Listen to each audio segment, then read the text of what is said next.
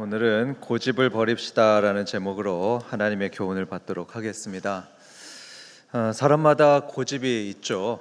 누구나 다 고집 부리는 그런 분야들이 누구나 다 있는 것 같습니다.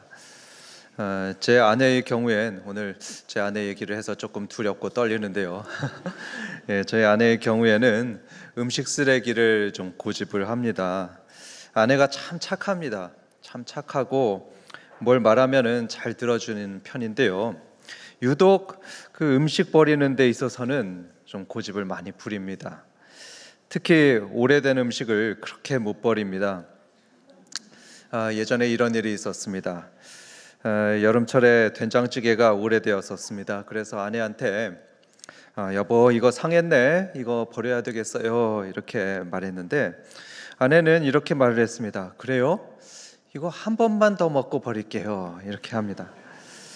저는 말했습니다. 아니 이거 먹으면 배탈 나는데, 저는 개코거든요. 그래서 딱 맡으면 그냥 어떤지 압니다. 상태를 아는데, 근데 아내는 또 말을 합니다. 괜찮아요, 아직 못 먹을 정도는 아니니까 제가 한 번만 더 내일 먹고서 버릴게요 하는 겁니다. 그래서 그 찌개는 다시 냉장고로 들어갔습니다. 그런데 그 다음 날에도 보니까 그 찌개가 그대로 있는 겁니다. 그래서 걱정이 돼서 이거 진짜 버려야 되는데 이렇게 말했었는데요. 오늘은 내가 꼭 먹고 버릴게요, 이런 겁니다. 그렇게 며칠 있다 결국에는 그걸 그분이 드셨는데요. 그날 무슨 일이 벌어졌을까요? 아이고 아파 하면서 배를 잡고 누워있는 아내를 봤습니다. 오랜 유학 생활이 있었고 또 선교사 생활을 하면서 절약이 이제 몸에 배배서 그렇게 된 건데요. 그러다 보니까 제 마음이 참 안타깝고 미안하고 그랬습니다. 성도 여러분, 누구나 조금씩 그 고집스러운 면이 있습니다. 그런데 유난히 완고한 사람들도 있습니다. 그런데 그런 분들한테 당신 정말 고집이 세군요, 이렇게 말하면 그 사람들은 어떨까요? 기분이 나쁩니다. 기분 나빠하면서 나는 고집이 센 게 아니라 신념이 강한 거야, 이렇게 말하는 분이 계십니다. 여러분, 고집과 신념, 이거 어떻게 구분할 수 있습니까? 비슷해 보여서 구분이 안 될 때가 있는데요. 예를 하나 들어보겠습니다. 어떤 사람이 항상 검은 옷만 입습니다. 검은 옷만 쫙 입는데 왜 그러냐 물으니까 그냥 나는 검은색이 좋아서 그래, 이러면서 어딜 가도 늘 검은 옷만 입는다. 그러면 그것은 고집입니다. 그런데 왜 검은 옷만 입느냐 했는데 검은 옷은 내 직업하고 일치합니다. 내 정체성하고 가장 맞는 옷입니다. 그래서 검은 옷을 입으려고 합니다. 그러면 그것은 신념에 가깝습니다. 스티브 잡스가 그랬었죠. 그 사람은 늘 검은색 터틀넥만 입고 다녔던 분입니다. 그것은 고집이라기보다는 신념이라고 볼 수 있죠. 좀 더 분석해 보면 고집은 이렇습니다. 고집은 수용성이 떨어지는 특성이 있습니다. 그러니까 다른 사람 말을 잘 안 듣습니다. 올바른 말을 들어도 그걸 마음에 받아들이질 않습니다. 예를 들어서 결혼식에 갈 때는 흰색 드레스를 입지 않는 겁니다, 이렇게 여러 번 말을 해도 나는 이 옷이 좋은데, 이러면서 기어코 흰색 드레스를 입고 가는 거, 그건 이제 고집이죠. 비합리적입니다. 심지어 자기가 틀렸다는 걸 알고서도 그래도 나는 이렇게 할래, 이런 게 바로 고집이죠. 또 고집은 자기 자존심을 진리보다도 더 앞세웁니다. 그러니까 이 고집이 많은 사람들은요, 종종 사람들하고 갈등이 생깁니다. 다툼이 있기도 하고 또 고독한 경우도 많이 있습니다. 그런데 신념은 다릅니다. 신념이 있는 사람은 경청할 줄을 압니다. 잘 듣고 상대방의 말이 일리가 있으면 자기 의견을 바꾸죠. 수용성이 있는 겁니다. 또 자기 자존심보다는 진실을 추구합니다. 합리적입니다. 그러니까 사람들하고 좋은 관계도 맺고 또 외롭지도 않고 그렇습니다. 여러분, 상한 음식을 고집을 부리면서 먹게 되면 한 사람만 아프고 끝나게 되죠. 그런데 지도자가 고집을 부리게 되면 많은 사람이 피해를 봅니다. 2차 세계대전 때 미드웨이 해전이 바로 그 예입니다. 당시 일본군 사령관이었던 야마모토는 힘든 전쟁을 치르고 있었습니다. 막 밀리고 있었습니다. 작전이 노출되었습니다. 예상치 못한 상황이 벌어지면서 막 밀리는 게 보입니다. 그런데도 그는 그대로 해라, 이렇게 기존 전략을 그냥 밀고 나갔습니다. 고집했습니다. 왜냐하면 이전에 승리했던 경험이 있었기 때문입니다. 진주만에서 그는 큰 승리를 거뒀습니다. 그 승리의 경험에 도취돼서 자기 전술을 과신했던 것입니다. 그러나 그 결과는 참패였죠. 완전히 망했습니다. 즉, 한 지휘관의 고집 때문에 많은 생명들이 희생되었던 것입니다. 사랑하는 성도 여러분, 우리는 신념은 가져야 되겠지만 고집은 버려야 됩니다. 그래서 오늘 하나님의 말씀을 듣고 고집은 내려놓으시고 진리에는 겸손한 성도님들 되시기를 주님의 이름으로 축원합니다. 오늘 본문에는 고집스러운 사람들이 등장합니다. 고집스러운 사람들이 등장하는데 그들은 바로 가나안의 북쪽 사람들이었습니다. 그런데 사실은 그들만이 아니고 가나안 땅 대부분의 사람들이 그런 고집스러운 사람들이었습니다. 그 고집스러운 걸 성경에서는 완악하다 표현했고요, 옛날 성경에서는 강팍하다라고도 표현했습니다. 어떤 면에서 가나안 사람들이 완악하고 고집이 셌냐 하면 그들은 하나님께 항복하지 않았습니다. 하나님께 항복하면 살 길이 있었는데 끝까지 거부했습니다. 끝까지 거부했죠. 가장 먼저 여리고 사람들이 그러했습니다. 여러분, 이들은 분명히 알고 있었는데요. 뭘 알고 있었냐? 이스라엘의 하나님이 큰 능력의 하나님인 것을 이들은 알고 있었습니다. 하나님께서 애굽에 10가지 재앙을 내리신 분이시고 시온과 옥 같은 강력한 왕들도 무릎 꿇으셨고 심지어 요단강물을 갈라놓으셨던 그런 전능한 하나님이라는 것을 분명히 알고 있었습니다. 확실히 알고 있었습니다. 그런데도 항복하지 않았습니다. 그들에게는 항복할 시간 또 기회가 있었습니다. 이스라엘이 여리고성을 7바퀴 돌았죠. 7바퀴 그렇게 17일 동안을 돌았는데 그동안 전혀 공격하지 않았었죠. 전혀 공격하지도 않았는데 만일 이때 이들이 성문을 열고서 항복합니다, 저희도 하나님 믿겠습니다 이렇게 했다면 하나님은 분명히 받아주시고 그들은 살았을 것입니다. 라합이 그랬었고요, 기브온 사람들이 그랬습니다. 그들은 항복해서 살았었고요, 살았을 뿐만 아니고 하나님의 백성이 되었습니다. 축복을 받았습니다. 그런데 여리고인들은 끝까지 항복하지 않았습니다. 결국에는 모두 죽게 되었죠. 아이성 사람들도 똑같았습니다. 그들은 여리고성의 멸망 소식을 들었을 겁니다. 이스라엘의 하나님이 애굽을 이끄셨고 시온과 옥을 물리치셨고 어제는 여리고성까지 무너뜨리셨던 것, 기적적으로 무너뜨리셨고 이제는 자기들에게 오고 계신 것을 들었습니다. 여러분, 이 아이성은요, 여리고성보다도 훨씬 작은 성인데 이게 상대가 되겠습니까? 상대가 되질 않습니다. 그러니까 당연히 항복하고 살려달라고 해야 그게 바람직합니다. 그런데 그들은 역시 완고했습니다. 끝까지 하나님께 대항했고 이들은 역시 진멸당하게 되었습니다. 다음으로 남방의 가나안 왕들도 그랬습니다. 지난주에 들었었죠. 여호수아 10장을 보면 이번엔 여러 왕들이 연합하는 모습을 보였습니다. 모든 부족이 힘을 합쳐서 이스라엘을 일제히 공격해 왔습니다. 그런데 그 결과는 어땠냐 하면 하나님께서 큰 우박을 내리시며 그들을 치셨습니다. 그리고 하늘의 태양과 달을 멈추게 하시는 그런 큰 기적으로 이들을 패하게 만드셨습니다. 완전히 심판하셨습니다. 그리고 오늘 본문의 북방 왕들, 그들 역시 똑같은 길을 걸었습니다.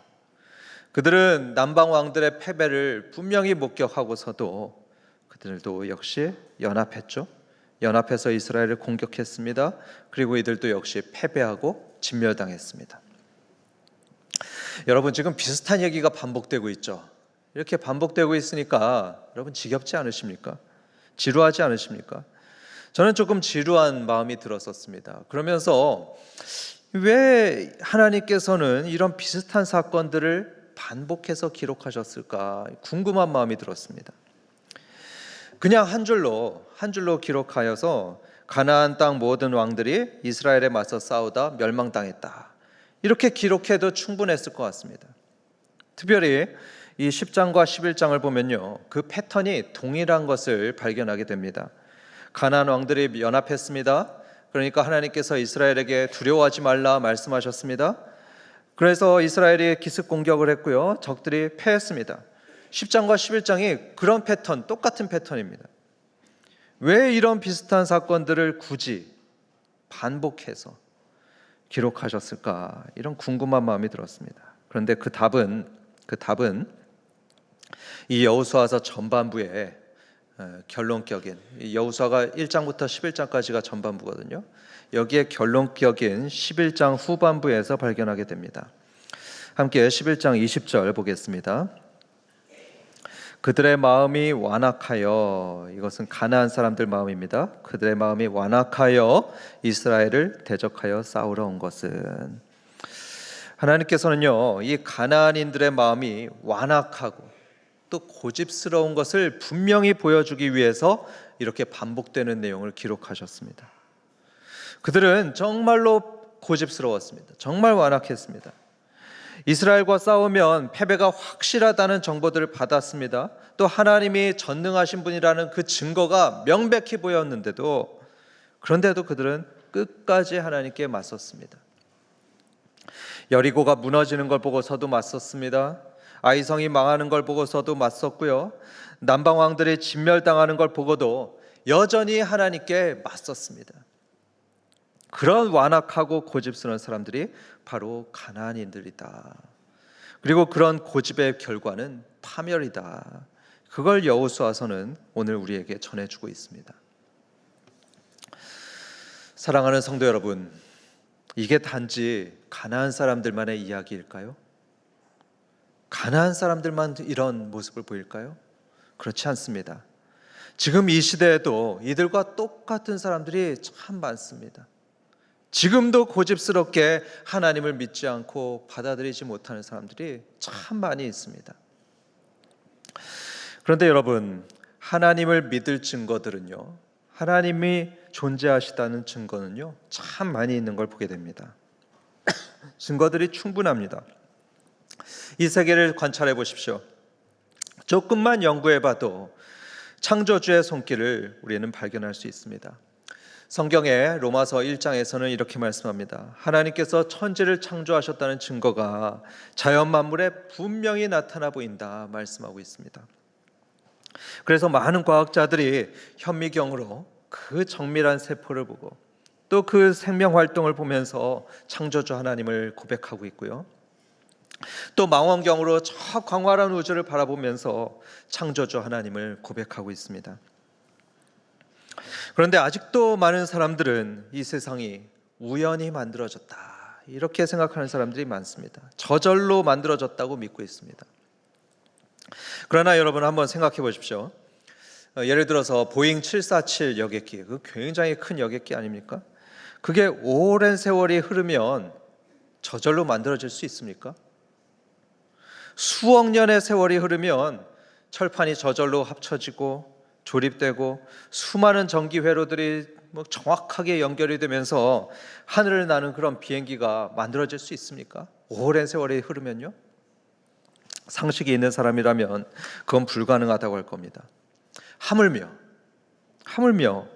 보잉 747 여객기보다도 훨씬 정교하다고 하는 우리 인간이 어떻게 우연히 존재할 수 있겠습니까? 참고로 우리 뇌에는 100조 개나 되는 신경세포 연결부가 있다고 합니다. 100조 개나 되는 신경세포 연결부, 그게 우리 머릿속에 있습니다. 그러니 우리하고 이 세계는요, 우연히 어쩌다가 존재한 게 아니고요, 조물주이신 하나님께서 만드신 것입니다. 시편과 성경 곳곳에서 하나님은 말씀하십니다. 하늘의 저 해와 달을 보고 그 운행하는 것을 보고 이 자연 만물을 보아라. 그러면 하나님께서 만드시고 다스린다는 것을 발견할 것이다. 이 성경에 곳곳에 써 있습니다. 천지를 만드신 하나님은 지금도 살아계시고 역사하시는 분이십니다. 하나님은 지금도 우리의 기도를 들어주시고요, 사람을 변화시키시고 불가능한 것을 가능하게 만드시고 있습니다. 저는 목장에서 기도 응답을 받았다는 얘기들을 종종 듣곤 하는데요. 그것도 증거입니다. 하나님께서 살아계셔서 우리의 기도를 들어주시고 또 응답하고 계시는 겁니다. 이 살아계신 하나님은 오늘도 우리를 부르고 계십니다. 설교자를 통해 또 전도자들을 통해서 우리를 초청하고 계십니다. 하나님을 믿어라. 그를 신뢰하고 의지해라. 그가 주시는 영생을 받아 누려라. 하나님은 초청하고 계십니다. 만약에 누가 이 하나님의 초청을 마음으로 받아서 마치 라합과 기브온인들처럼 하나님께 항복하고 하나님만 믿고 의지하고 하나님 뜻대로 살기로 결정하면 그는 구원받을 것입니다. 그는 구원받아서 하나님의 자녀와 백성이 될 것이고요. 영생을 선물로 받는 그런 축복을 받게 될 것입니다. 그런데 현실은 어떻죠? 우리 국민의 한 70% 정도가 여전히 하나님을 믿지 않고 있습니다. 여전히 완고한 거죠. 여전히 하나님을 섬기지 않아서 전 마음이 참 안타깝습니다. 마치 애굽의 바로왕 같다는 생각이 듭니다. 여러분, 바로왕이 어떤 사람이었죠? 하나님께서 나일강을 피로 바꾸시는데도 믿질 않았습니다. 하늘에서 우박을 내리시고 개구리와 전염병으로 그를 치고 9가지 재앙으로 그에게 경고를 하셔도 끝까지 거역했습니다. 그러다가 10번째 재앙에 아들이 죽고 나서야 하나님께 항복했습니다. 그런데 여러분, 오해하지 마시기 바랍니다. 우리 하나님은요, 사람들을 벌 주거나 또는 고통을 주기를 기뻐하는 분이 결코 아니십니다. 하나님은 사랑의 하나님이시고요, 생명의 하나님이십니다. 그런데 지속적으로 하나님의 통치를 거부하고 반역하는 자들은 징계하십니다. 그것도 죽을 때까지 믿지 않고 거부하는 자들에게는 영원한 심판을 내리십니다. 제가 목장 기도 제목들을 보면 아직도 많은 가족들과 지인들이 하나님을 믿지 않고 있는데요, 거부하고 있는데요. 성도 여러분, 그들을 위해서 기도해 주시기 바랍니다. 정말 기도해 주시기 바랍니다.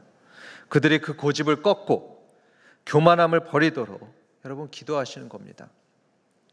그 고집을 버리고 대신 살아계시고 참되시고 또 그를 찾는 자는 언제든지 받아주시고 안아주시는 그런 하나님의 백성이 되는 큰 복을 받으시도록 기도해 주시기 바랍니다.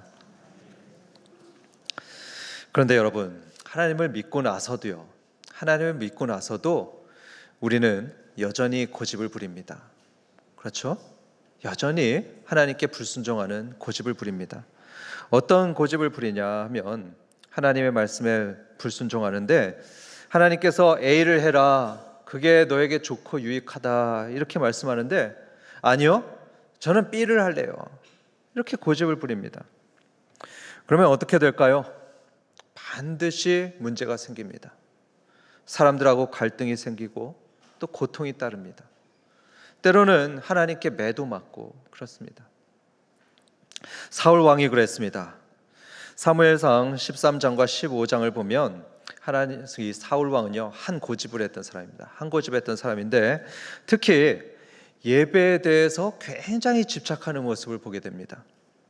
자꾸만 예배해야 됩니다, 예배해야 됩니다 이렇게 반복하면서 굉장히 집착하는 모습을 보입니다.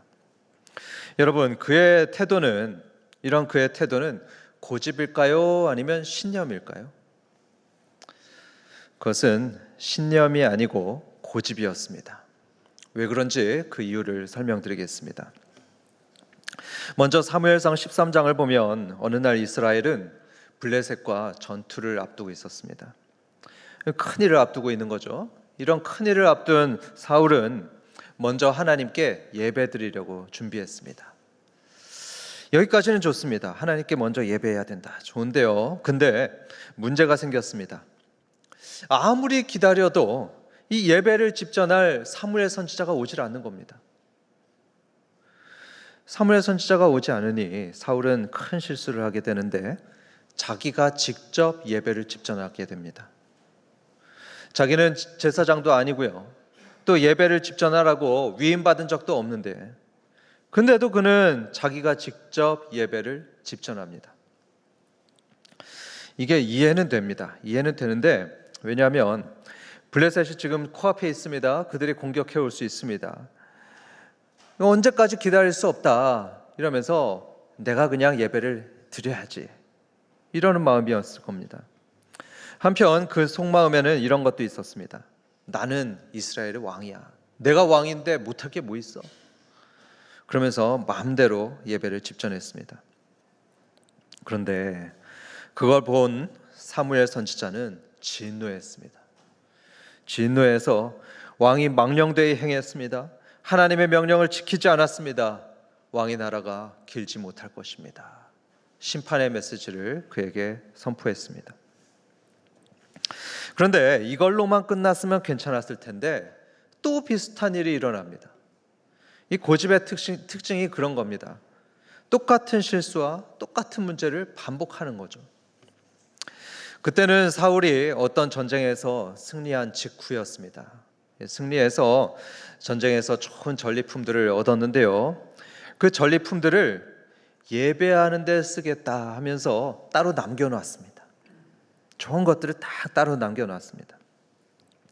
여러분, 여기서 한번 생각해 보겠습니다. 이렇게 예배를 위해서 좋은 것들을 남겨둔 것, 이거 어떻습니까? 좋은 행동입니까? 근데 여러분, 이 행동은 좋은 게 아니었고요, 고집이었습니다. 완악한 것이었습니다.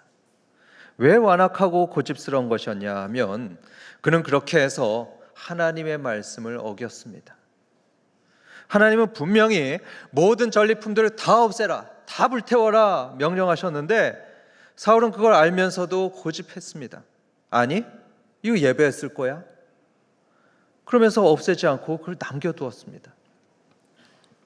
성도 여러분, 꼭 기억하시기 바랍니다. 하나님은요, 예배보다도 순종을 더 중요하게 여기십니다. 예배보다도 순종을 더 중요하게 여기십니다. 오해하지 마십시오. 이게 예배가 중요하지 않다는 게 아닙니다. 예배가 너무 중요한데 예배보다도 순종을 더 중요하게 여기신다. 이때 사무엘 선지자가 사울에게 했던 말씀 함께 보겠습니다. 사무엘상 15장 22절 23절입니다. 사무엘이 이르되, 지금 사울에게 말합니다. 여호와께서 번제와 다른 제사를 그의 목소리를 청종하는 것을 좋아하심같이 좋아하시겠나이까? 순종이 제사보다 낫고 듣는 것이 순양의 기름보다 나으니, 이는 거역하는 것은 점치는 죄와 같고 완고한 것은 사신 우상에게 절하는 죄와 같음이라. 왕이 여호와의 말씀을 버렸으므로 여호와께서도 왕을 버려 왕이 되지 못하게 하셨나이다.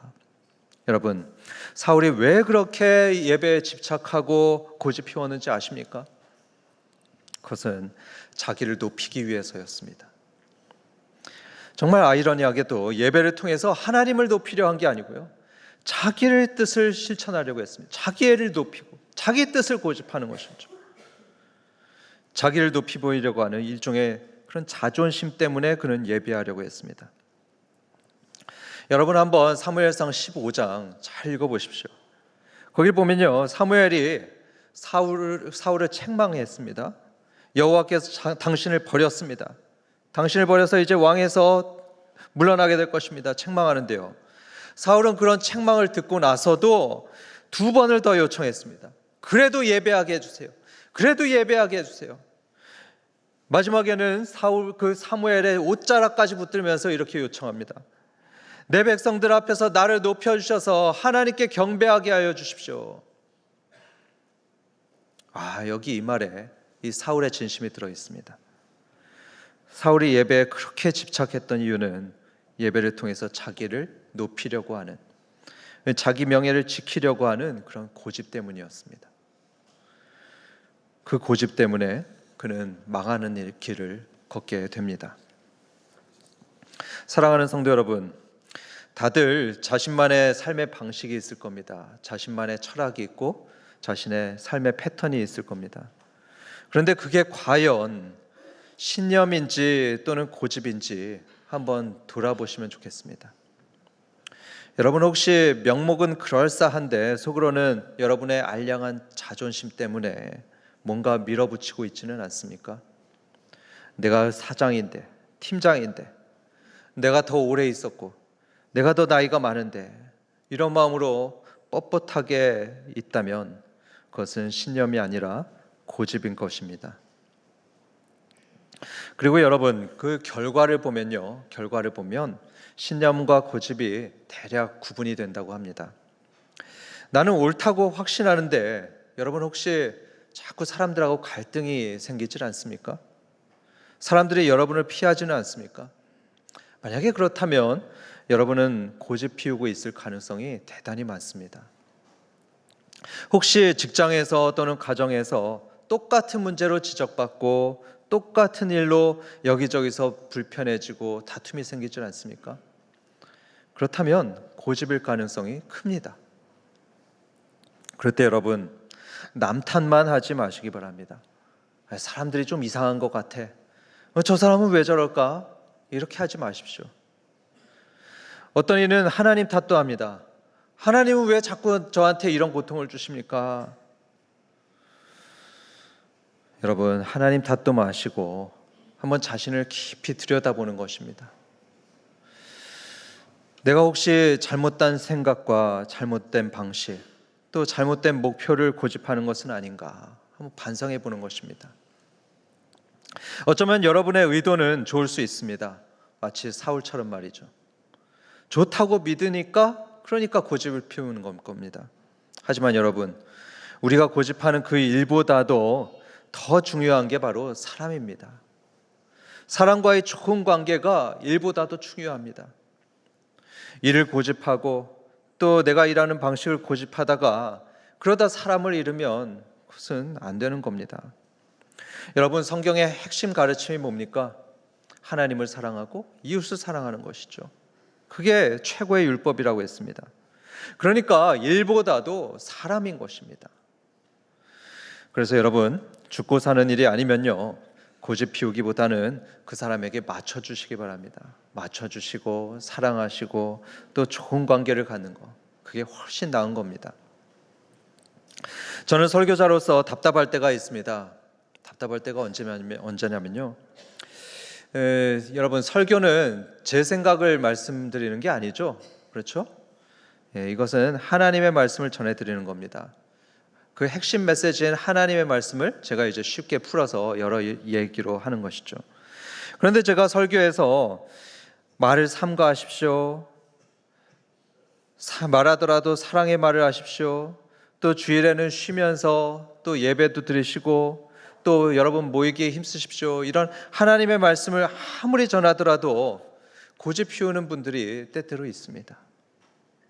그런 고집 피우는 분들 보게 되면은 저는 마음이 참 답답합니다. 여러분, 상한 된장찌개 먹지 말라고 했는데 그래도 먹으면 배탈이 나죠. 마찬가지로 하나님의 말씀에 불순종하게 되면 반드시 탈이 나게 되어 있습니다. 반드시 탈이 납니다. 왜냐하면 하나님의 말씀은 우리를 살리는 말씀입니다. 좋은 길로 인도하는 말씀입니다. 그런데 그걸 불순종하면 그게 탈이 나는 것입니다. 여러분, 하나님의 지혜가 우리의 지혜보다 낫다는 거 믿으십니까? 예, 믿으시는 줄 믿습니다. 그렇다면 하나님의 말씀을 들었을 때요, 알겠습니다, 그렇게 해보겠습니다, 이렇게 순종하는 것입니다. 하나님 하자는 대로 무조건 해보는 겁니다. 예, 하나님의 말씀은요, 참 신기한 게 뭐냐면 안 될 것 같아 보이는데 순종하면 되는 역사가 일어납니다. 안 될 것 같은데 순종해보면 화평하게 되고 일이 되는 역사가 일어납니다. 믿으시고 순종하시길 축복합니다. 끝으로 저희 부끄러운 얘기를 하나 나누겠습니다. 저는 정돈된 거를 참 좋아합니다. 제 목양실 보시면 아시겠지만 항상 깔끔하게 정리되어 있습니다. 집도 정돈된 걸 좋아합니다. 그런데 여러분, 문제가 뭐냐면요, 이 함께 사는 저희 사랑하는 사람은 저랑 좀 다르다는 겁니다. 좀 달라요. 제 기준에 못 미치는 때가 가끔 있었습니다. 그럴 때는 제가 화가 나곤 했었습니다. 심지어 아내를 미워하는 마음도 때론 들었었습니다. 속으로 왜 저럴까? 좀 잘 정돈하면 좋을 텐데, 그런 마음이 들면서 한 3년 정도 아내하고 다퉜던 것 같습니다. 그런데 작년에 저는 주님의 은혜로 깨달았습니다. 이것도 내 고집이구나 깨달았습니다. 아무리 정돈하는 것이 맞고 또 좋다고 해도 그게 죽고 사는 문제는 아닌 겁니다. 그렇죠? 죽고 사는 문제도 아닌데 그런 문제로 아내를 힘들게 만들고 소중히 여기지도 않고 미워하기도 했으니 그게 하나님께 불순종했던 것입니다. 차라리 제가 치우면 되는 일이었습니다. 저만 참으면 다 되는 일이었죠. 그걸 깨닫고 나니까요, 제가 변하게 되었습니다. 때론 정돈이 잘 안 돼 있는 거 보더라도 용납하게 되었고요. 때로는 제가 직접 치우기도 했었습니다. 이 정돈에 대한 저희 고집을 버린 것이었죠. 그러니까 어떤 결과가 있었을까요? 제 마음이 훨씬 자유로워졌습니다. 아내와 다툼도 사라지게 되었습니다. 그러니까 아내도 저한테 또 맞춰주면서 그렇게 하더라고요. 성도 여러분, 하나님께서는 완고한 것이 우상 숭배의 죄와 같다 말씀하셨습니다. 고집 부리는 게 우상 숭배의 죄와 같다, 이런 말씀입니다. 그러니 고집을 버리시는 성도들 되시길 바랍니다. 어떻게 고집을 버릴 수 있을까요? 첫 번째는 다른 사람들의 말을 겸손히 듣는 수용성을 갖는 것입니다. 그리고 두 번째는 일보다는 사랑의 마음, 또 긍휼의 마음을 가지는 것이고요. 또 세 번째는 주님의 말씀에 있을 때 이 핑계 저 핑계 대지 마시고 알겠습니다, 한번 해보겠습니다, 이렇게 순종하는 것입니다. 우리가 그렇게 고집을 버리게 되면 하나님과 화평하게 되고 또 사람들과 더 좋은 관계도 맺게 됩니다. 그래서 바라기로는 고집을 내려놓으시고 겸손과 사랑과 순종으로 살아가는 복된 성도들 되시길 주님의 이름으로 축원합니다.